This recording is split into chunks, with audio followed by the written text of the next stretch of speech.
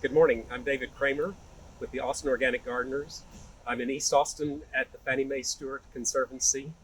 We have demonstration beds here, and we're going to demonstrate starting a new planting area out of an old, worn-out, uncared-for lawn area, and show some of the difficulties and challenges of gardening in Austin soils. This blackland soil should not be worked when it's really, really wet, but the 2 days, a day and a half after the rain, the 1-inch rain we got, I came and worked this part up, and that was ideal because once it dries out, it gets really, really hard. And what I want to do is get all the roots of this straggler daisy, or some people call it horse herb, and especially the Bermuda grass. That's a little piece of Bermuda grass. In 6 weeks, if it rains and we have good, cool fall weather, that'll be a thriving plant. To bring it up to the top, we want the blackland to stay on top and the caliche to stay underneath. And if you're one of those lucky people living in the hill country, you might say, well, my soil is all caliche. And you either have to bring soil in on top of it or scrape what little bit you have up and build raised beds. And now I'm going to shape the bed, rake the soil up into a mound as much as possible, and leave a little bit of a furrow between my existing planting and the row of beans.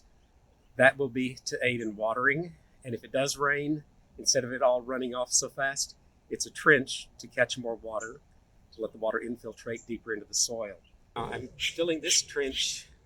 It's a shallow trench, but think how much moisture, how much rain that will allow to catch and allow to soak in rather than just running off.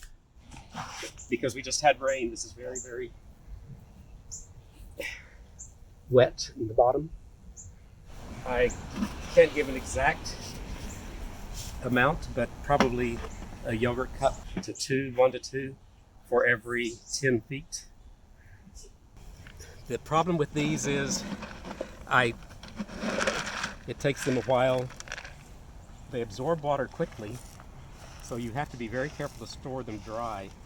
So now I'm trying to work it in without rolling it off into my trench.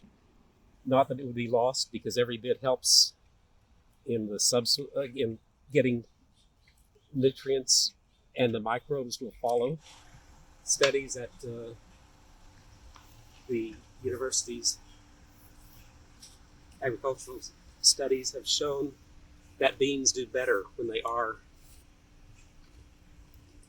their roots are a little bit closer together. I don't want to wash too much dirt back into my trench.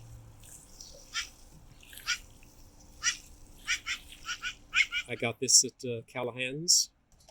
Toss them gently to coat, and you put most beans and peas, because it's supposed to have a wide variety of rhizobial bacteria.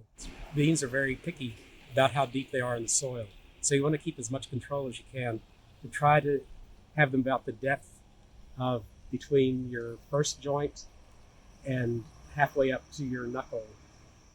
Forrest Arnold said, a hook 'em horns deal for your spacing. Just press them in. That's another reason I wouldn't let them sprout for a couple of days, because this is where that would get damaged. Okay, you want good work to make the soil light and fluffy, and then you go turn around and press it. I have my yellow wax beans soaked, so I have to plant them soon. To keep this grass from growing in to this nicely worked soil, that's where Bermuda grass would love to be, I can put down, it's a mini lasagna garden technique. Cardboard works well. These bags, I go out and at leaf drop time, people so nicely bag their leaves up. I cover a large part of my yard with leaves, so I don't have to do any mowing or pulling weeds. And cover it then with mulch.